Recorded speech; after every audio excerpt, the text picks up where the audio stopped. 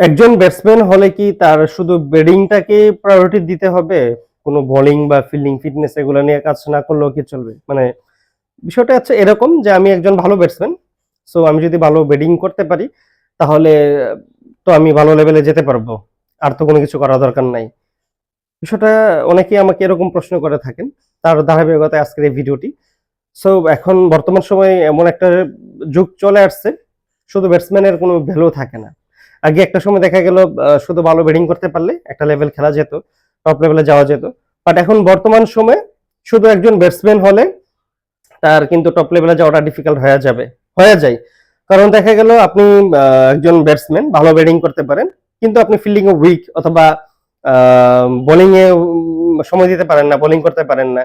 সেই দিক থেকে তো আপনি পিছিয়ে যাবেন। কারণ দেখা গেল আপনি যেরকম পারফরমেন্স করেন বা করতে পারবেন, এরকম সেম পারফরমেন্স যদি অন্য কেউ করতে পারে, সে যদি ভালো ফিল্ডিং দেয়, আপনার চেয়ে ভালো ফিল্ডিং করতে পারে এবং পাশাপাশি যদি সে বোলিং করতে পারে, তাহলে তো আপনি তার কাছে ধরা খেয়ে যাবেন। কারণ আপনাকে না নিয়ে তাকে নিয়ে নিবে। সো বিষয়টা হচ্ছে এরকম। এখন বর্তমান সময়ে একটা সাইড দিয়ে ভালো কিছু করা ডিফিকাল্ট হয়ে যায়। কারণ বর্তমান সময় হচ্ছে প্রতিযোগিতার যুগ।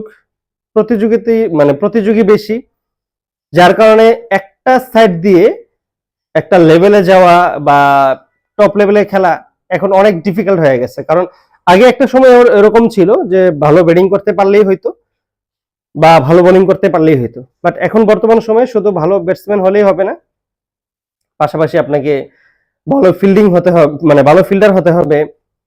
পাশাপাশি আপনাকে পার্ট টাইম বোলারও অন্তর্ভুক্ত হতে হবে। আর যদি আপনি ব্যাটিং এর পাশাপাশি ভালো বোলিং করতে পারেন, বোলিং ব্যাটসম্যান অলরাউন্ডার হতে পারেন, তাহলে তার কোনো কথাই নেই। আপনি চোখ বন্ধ করে যে কোনো লেভেলে খেলার সুযোগ পাবেন এবং আপনাকে সুযোগ দেওয়া হবে এবং আপনাকে সিলেকশন করবে।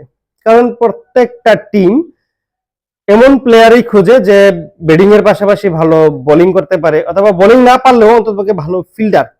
এখন দেখা গেল আপনি একজন ব্যাটসম্যান হিসেবে যে প্রতি ম্যাচে ভালো করবেন এমন কোনো নিশ্চয়তা নাই। কোনো ম্যাচে জিরো করতে পারেন, 10-20 রান করে আউটে যেতে পারেন। কিন্তু আপনি যদি ভালো ফিল্ডার হয়ে থাকেন এবং ভালো বোলার হয়ে থাকেন, তাহলে কিন্তু আপনাকে নিতে সাহস করবে। কারণ দেখা গেল আপনি কোনো ম্যাচে যদি ভালো ব্যাটিং না করতে পারেন, কিন্তু ভালো ফিল্ডিং করে 10-20 রান সেভ করে দিতে পারবেন। অথবা আপনি যদি ভালো বোলার হয়ে থাকেন, আপনি 5-7 ওভার বোলিং করে টিমকে একটা সাপোর্ট দিতে পারবেন।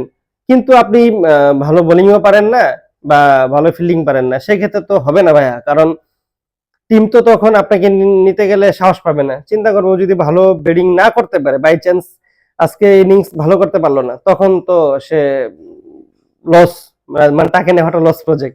এই জন্য বেসিক্যালি আমরা যারা ব্যাটসম্যান, তারা ব্যাটিং এর পাশাপাশি ভালো ফিল্ডার, ভালো ফিটনেস, এমনকি পার্ট টাইম বোলার হিসাবে আমরা নিজেকে ওইভাবে তৈরি করবো যেন কোনো লেভেল খেলতে গেলে আমাদের বাধা না আসে, বা আমাদের নিতে গিয়ে কেউ যেন কনফিউশন তৈরি না হয়, বা আমাকে আমাকে আমাকে নিবে কি নিবে না এই কনফিউশনটা যেন না আসে।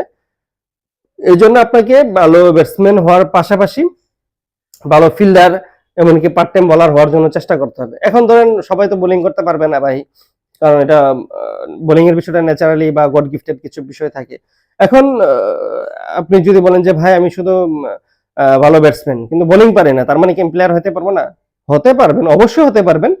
কিন্তু কিন্তু কথাটা হলো যে আপনাকে ভালো মানে ভালো ব্যাটসম্যান হওয়ার পাশাপাশি ভালো ফিল্ডার হতে হবে, আপনার ফিটনেস অনেক ভালো হতে হবে, তাহলে কিন্তু সম্ভব। এই যে আমাদের উদাহরণ যদি দিতে চাই, আমাদের বাংলাদেশ ন্যাশনাল টিমে খেলে এখন বর্তমান সময়ে ম্যাক্সিমাম প্লেয়ার যারা শুধু ব্যাটসম্যান, তারা কিন্তু ব্যাটিং এর পাশাপাশি ভালো ফিল্ডার, ভালো ফিটনেস আছে।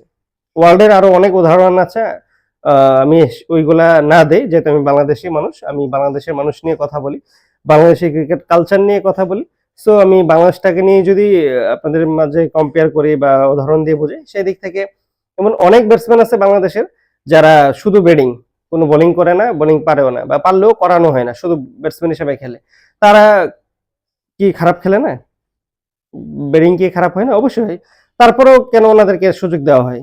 একটাই রিজন, সেটা হচ্ছে ভালো ফিটনেস আছে এবং ভালো ফিল্ডার, ভালো ফিল্ডিং করে দেয়। এখন এবার এমন অনেকেই আছে যে দেখা গেল ভালো ব্যাটসম্যান, অনেকেই আমাকে বলতে পারেন যে ভাই আমি ভালো ব্যাটসম্যান, ভালো পাশাপাশি বোলিং করতে পারি, কিন্তু ফিল্ডিং একটু দুর্বল আছি, সেই ক্ষেত্রেও কি সুযোগ আছে?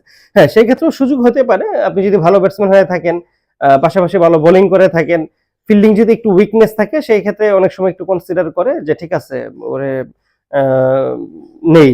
কেন? কারণ দেখা গেল ভালো বোলিং করে দিতে পারবে, ভালো ব্যাটিং করে দিতে পারবে, বাট আপনার ভালো ফিটনেসও নাই, ভালো বোলিংও করতে পারেন না পাশাপাশি, অথবা ভালো ফিল্ডিংও করতে পারেন না, শুধু ভালো ব্যাটসম্যান, তাহলে তো হবে না ভাইয়া। তাহলে কি করতে হবে আমাদের? যারা ভালো ব্যাটসম্যান বা যারা ব্যাটসম্যান হিসেবে নিজেকে প্রতিষ্ঠিত করতে চাচ্ছেন তার উচিত ভালো ব্যাটসম্যান হওয়ার পাশাপাশি ভালো ফিল্ডার হওয়া, যদি সম্ভব হয় পার্ট টাইম বোলার হওয়া। বোলিং হওয়াটা ম্যান্ডেটরি না, বোলার না হলেও প্রবলেম নেই, কিন্তু আপনাকে অবশ্যই ভালো ফিল্ডার হতে হবে, ভালো ফিটনেস তৈরি করতে হবে, ভালো ফিটনেস রাখতে হবে নিজের, তাহলেই সম্ভব।